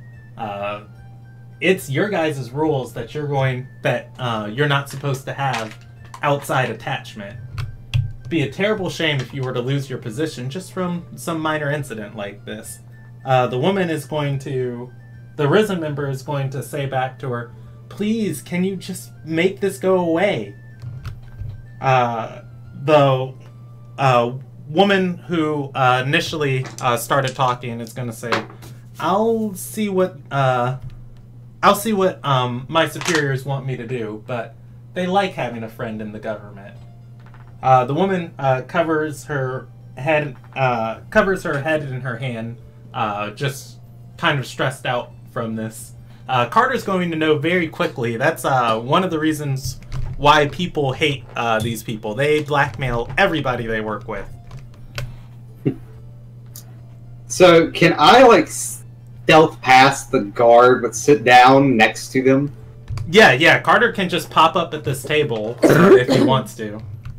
I'm going to at the after the Risen guard puts her hands down to her head. Be like, yeah, it's a real shame that people from the government are here in a place like this, ain't it? The member from the Risen is going to put her hood up very quickly and look down at you, and the woman is also going to, who's doing the blackmail, is going to look down at Carter. She's going to roll a nat 1 on an insight check and say, who the hell are you? Or, I'm sorry, who the bridge are you? Just an old dwarf. That's here to ask a question or two. They're in the dryer. Yeah, I've been in the dryer a little bit. I look at the Risen member. You should go before the that one Risen member that was across the street from the alley starts wondering where you went. It's kind of weird to see only 2 people. We usually drove in flocks. The woman is going to raise her eyebrows, the one who is doing the blackmailing, and say, yes, go, your love awaits you. The member of the Risen's going to walk out, pulling the hood down over her face very quickly. God, it's fun playing with people like that. The one... Oh, sorry, you can't hear me when I don't hold the thing. The woman's going to nod and say, yes, you know, you find a little bit of dirt on them, and then they just come running, asking to do anything to make you go away. And she looks at you and says, so, what have you come seeking? Well, see, I was at a tavern just the other day, and it just so happens that I so currently, by not my own will, having to work with people of the Risen, and I just happened to see an assassin attempted to take one down in the middle of a tavern. About late yesterday. And I was wondering if maybe you knew anything about that. Let's see on that. She's going to look to the side to her guard and then back to Carter and say, I don't believe we've had the pleasure of meeting. She holds a hand forward and says, Rudy. I'll take her hand. Nameless. How do you do?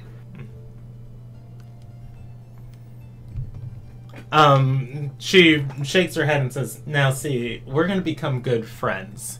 Good friends don't go on nameless. See, here's the thing. I know y'all aren't with the Ruby, but I don't know where all ties lie right now, currently, and I might not be so Happy Gilmore with the Ruby anymore, if you catch my drift.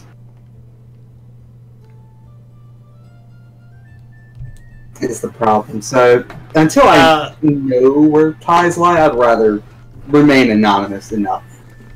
Yeah, she's going to laugh and say, don't worry, you won't find any friends of the Ruby Shadows assassins here. I'm gonna insight check that. You can?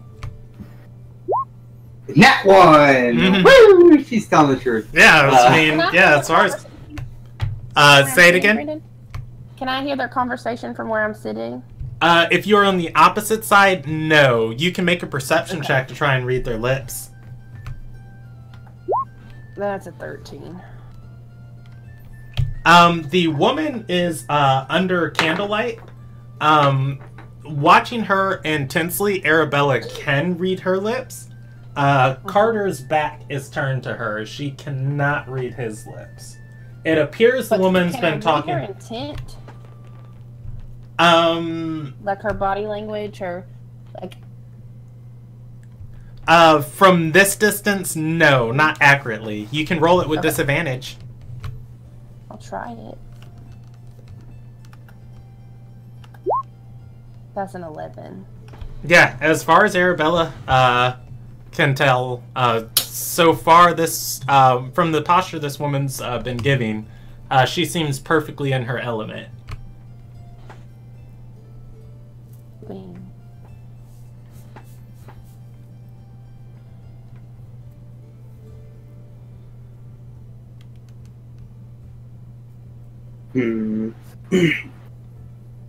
Fine, I'll go on a limb.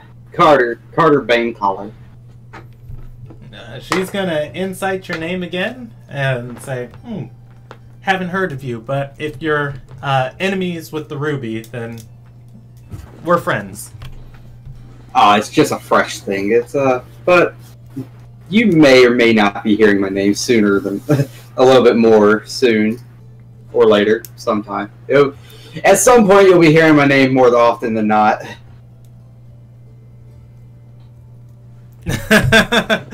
Eventually, the name's gonna get out there. Just give it a little bit. I haven't gone One of viral these yet. days. It's like, one of these days, just pow, right in the kisser, then it's straight to the moon. She's going to nod and say, "We keep a lookout for all of the assassins that the Ruby Shadow might send over here. If you're hiding from them, trust me, you're safe. And don't worry, word came in earlier. We have a couple dozen thugs waiting around back, just in case you were somebody else." Oh, no. I'm a pretty swell guy once you get past the rugged, tugged, smashing skulls part of me. Since you keep on the lookout for assassins, would you know anything about that assassination that happened yesterday? Or that attempted assassination that happened yesterday? I believe it was an assassin of the Ruby Shadow. She is going to shake her head, looking towards the doorway where the member of the Risen left, and say, "No, I find the Risen much more useful when they're alive." Well, I'm not saying like you hired it, anything like that. Don't get me wrong. I'm not saying that. I'm more or less asking maybe you heard anything about it. She's let me think for a minute.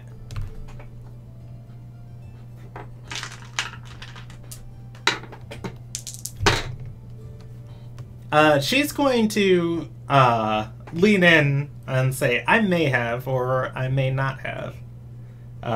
What we should be discussing is, if I did know anything, why I should share it with you." I'll whisper back in her ear, "Well, you helped me find this assassin. That's one less assassin y'all have to worry about ever showing up in your little establishment here. And one less that you have to worry about ever trying to attack one of your members, or even you, or your higher-ups, by chance." As Carter is talking, her bodyguard is going to lean over and turn his head and whisper into her ear. Arabella can't see what he said. Carter can try and make a perception check to hear it. I'll attempt. As he's talking, he is going to point at Pax and Arabella in the distance. And, let's see, on a 14, I'm going to roll him a stealth check. Yeah, Carter is going to hear what he says and say, that's the foreign member of Nazaram that came to town. The one the priests were looking for? Or the one the Sunyith were looking for? As he says that, the woman's eyes are going to light up as a smile widens across her face, and say, "You're working with Nazaram. You know, another member of the Risen went missing a couple days ago." Yes, We know about. I do know about that. Is Hiragni over there behind Carter? Are you there with me? Suppose I am. Alrighty, I'm just making sure I know where everybody is. The woman, Rudy is going to point towards Pax and say, "I want an in with her, and once you provide that, I can provide you with the information you seek." I don't know if her girlfriend's gonna like that. I mean, I don't think she wants her girlfriend bumping uglies with somebody else, if that's what you mean. The woman shakes her head and says, "No, I want to be friends with her. The Bloody Fog always needs more friends." Okay. Oh, I'm not even gonna get up and just turn around and look at Pax. Come here! Not sure how well you define friends. Make friends, you make friends. Uh, This type of business is all about friends. Pax is going to scowl at Carter, then at Arabella, groan, and then stand up and start walking. Arabella's gonna follow closely.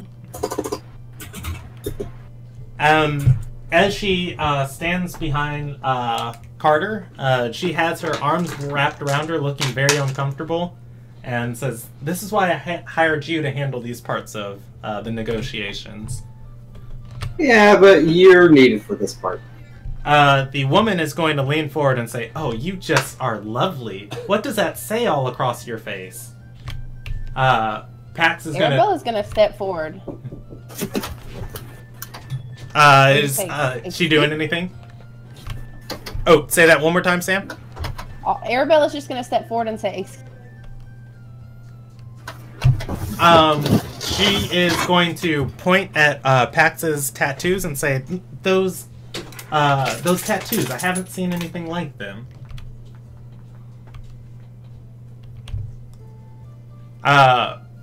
"Let's just call him a personal matter." Pax is going to hold up a hand and say, "And is that all you wanted to discuss with me?" The woman's going to shake her head and say, No. You're from Nazaram, right?" She nods and says, "I'm in town on business." The woman nods again and says, "Yes, and I'd like to help you out on that business. You're looking for assassins? I could be of assistance."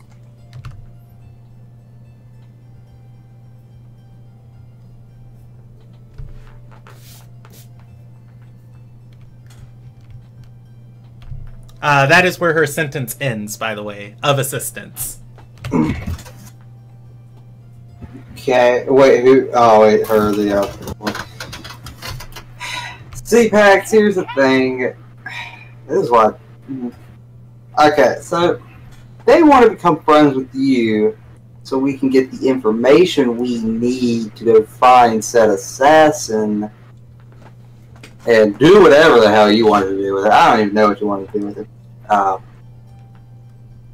So yeah, that's the. So I mean, it's either we become buddy, you become buddy with Rudy here, or we have to go and find different leads. Your choice.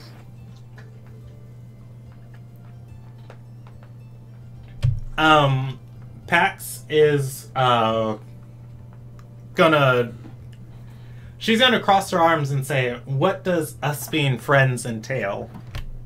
The woman shrugs and says, I don't know, maybe every now and then you just give us a little bit of information about what's happening in that citadel of yours, and we could do the same for the things happening around town.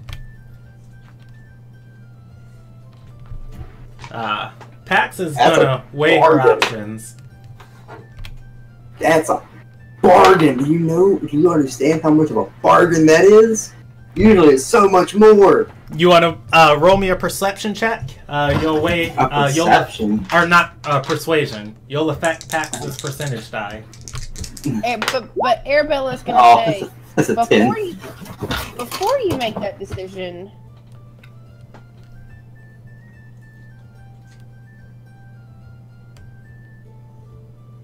Pax is listening to Arabella. What did Arabella say? Before you make that decision, and that's all I heard. Yes, what about that decision, Arabella? Oh.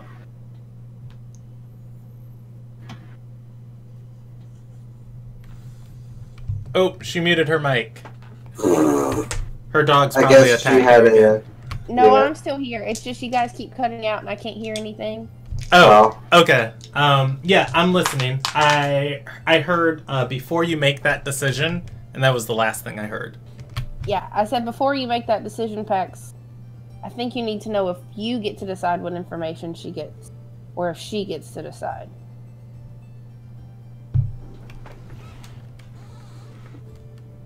I'm gonna give a little clap. Good job. You figured it out. The woman is going to rub her chin, looking at Arabella and saying, I like you too. Such fire. You know, there's room among our circle. It must be hard for a member of the Four Ascended to make moves inside this town. Could use more friends too.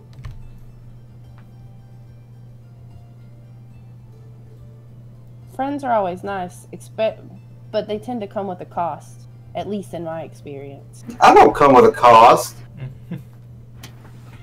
Arabella's gonna just pat Carter. I'm a good noodle. You are a good noodle, Carter.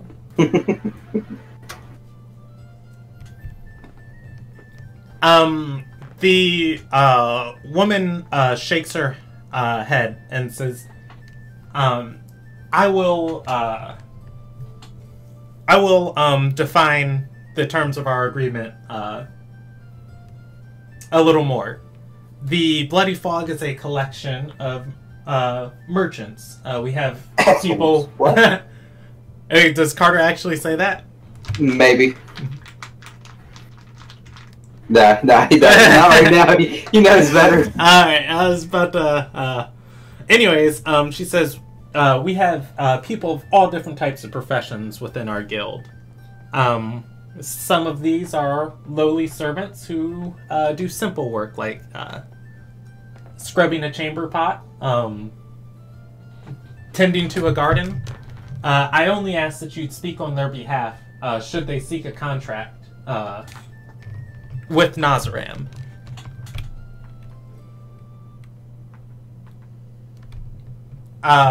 Pax holds her hand forward and says, I will recommend one of your laborers after I am able to interrogate and Interrogate's such meet. a strong word. Yeah. After I'm able to meet them personally and decide if they're trustworthy. The woman nods, shaking Pax's hand. She looks to Carter and says, tell me about this assassin you're looking for. What was the who is the assassin we're looking for look like?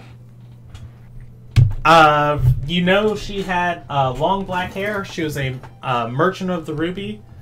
She was sitting and drinking with nobles. You also know she was drinking with a man by the name of Ilderon, who came and bought you guys all food. I'll tell her that because I'm 100% not going to roll out. Oh, by the way, Sam, one thing I forgot to tell you.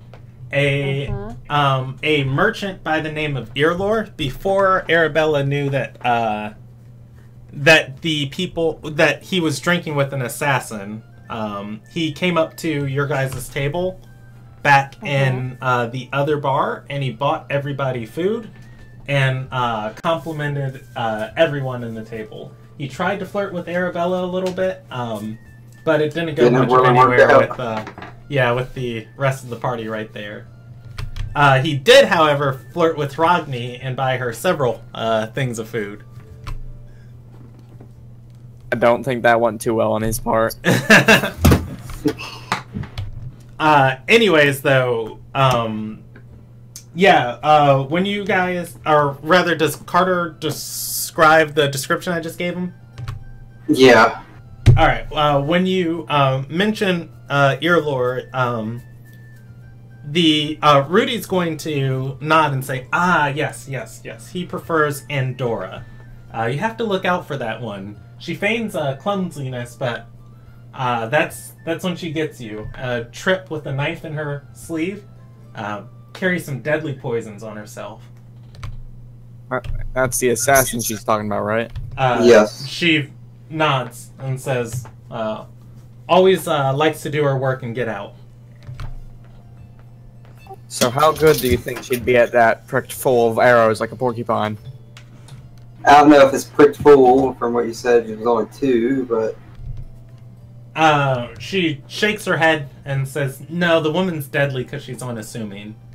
One of the reasons why we always have to look out for so many of the Ruby Shadow's assassins."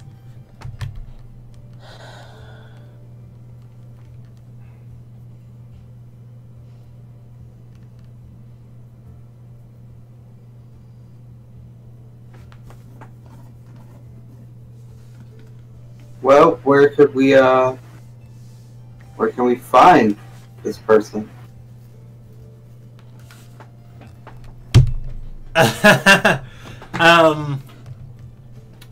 Let us see if she knows.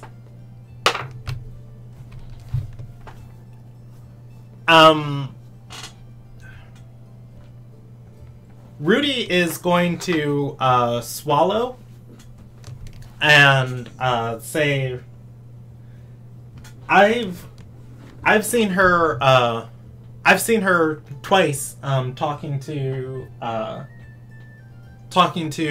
merchants along Shield Way when I had to go to Kaisenir.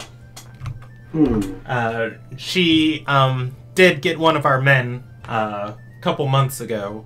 That's how we know about her.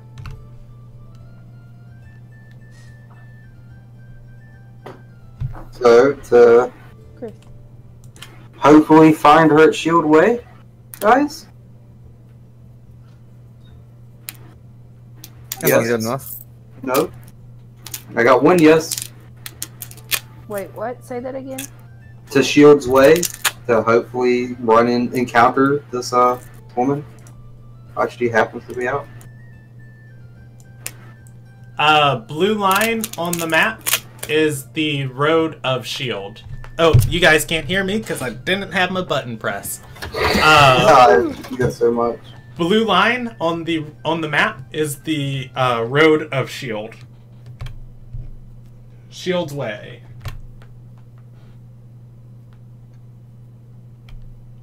Is he asleep? Oh, can you guys hear me? Yeah. Yeah. So, well, that's, I think, where we need to go, so, we can go when you are ready. Alright, as you guys are, leaving, I'll tell her, be on keep your ear out for, people that go by the name of Mag, so you might hear them soon enough. She's gonna nod and say, "Yes, it is always wonderful making new friends." come back and see us sometime. Oh, I'll try to. As you guys stand up and leave the table, so does she. Her and her bodyguard leave. Walking to the back of the tavern. As soon as we're out that door, I'm gonna shiver like, oh, I hate that place.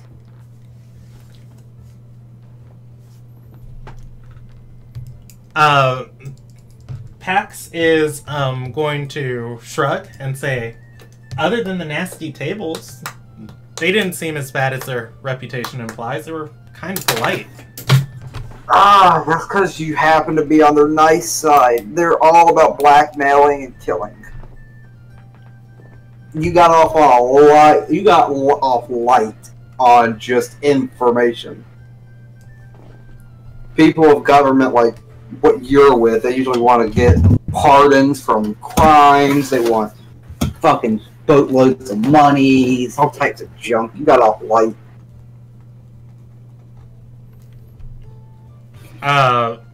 Pax nods and says, "Thank you. I'll keep that in mind next time I have to talk to her." Yeah. Hopefully they just send some poor sap that I can decline and get this over with. Hopefully. Oh, let's be on the lookout going up Shield Way. Carter can add Rudy as his new criminal contact for Dawkinsdale. Alright. I don't want to. Yeah, you're not gonna want to when I tell you how to spell her name. I swear if it's not R-U-D-Y, like I already have it in here, I'm gonna throw my computer. It is R-O-U-D-Y. Why is there an O? Because she's a person. Rudy. Let's see. Anyways, yeah, you guys are headed to Shields Way. So looking on the way.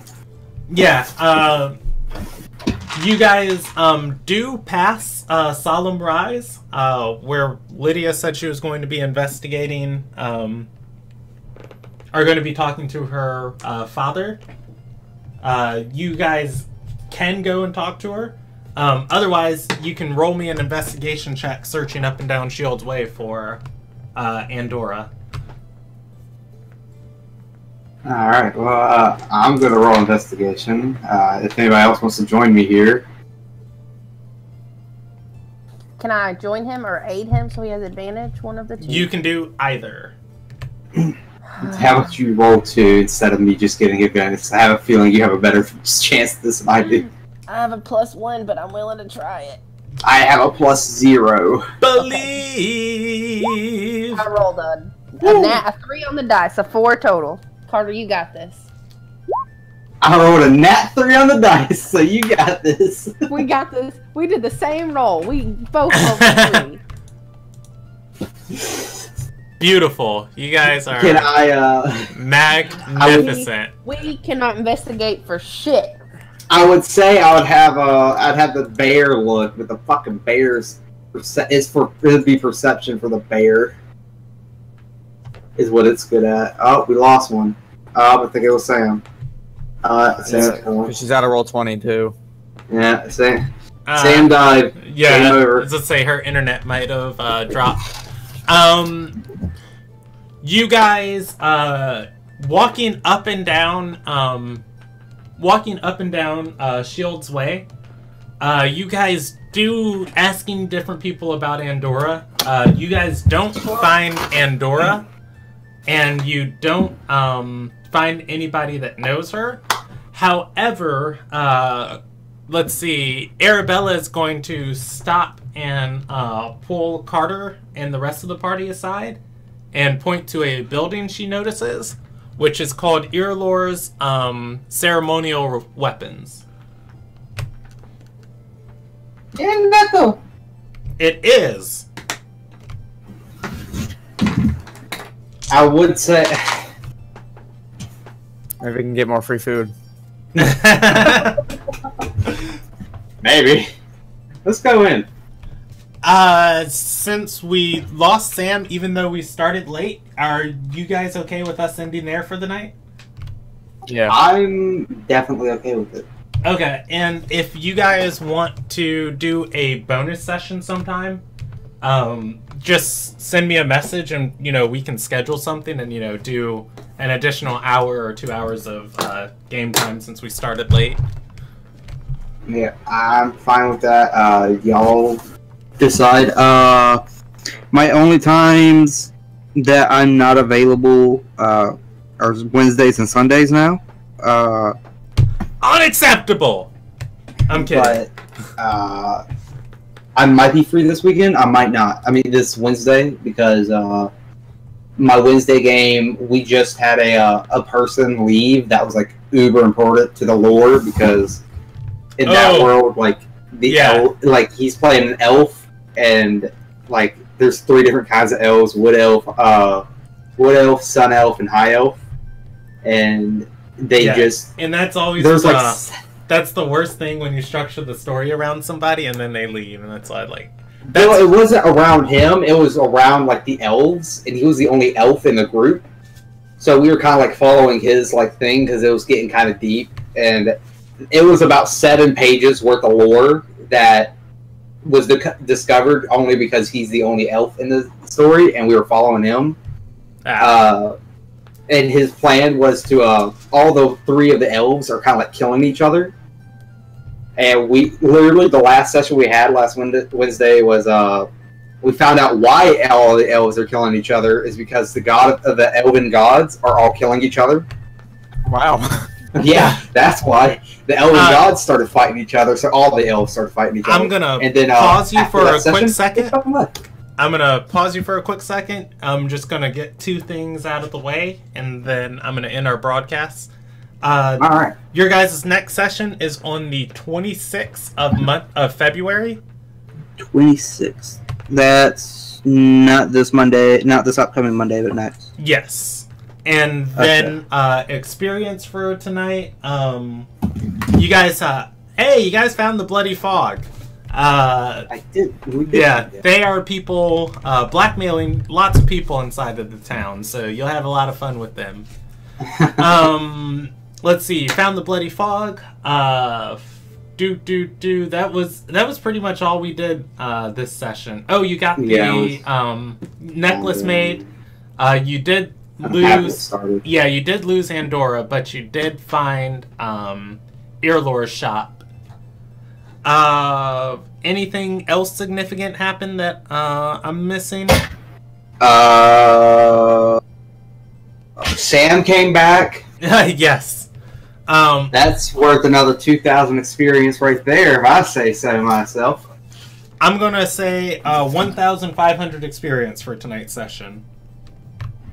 1,500. Give me a second. I gotta do maths now. Quick maths.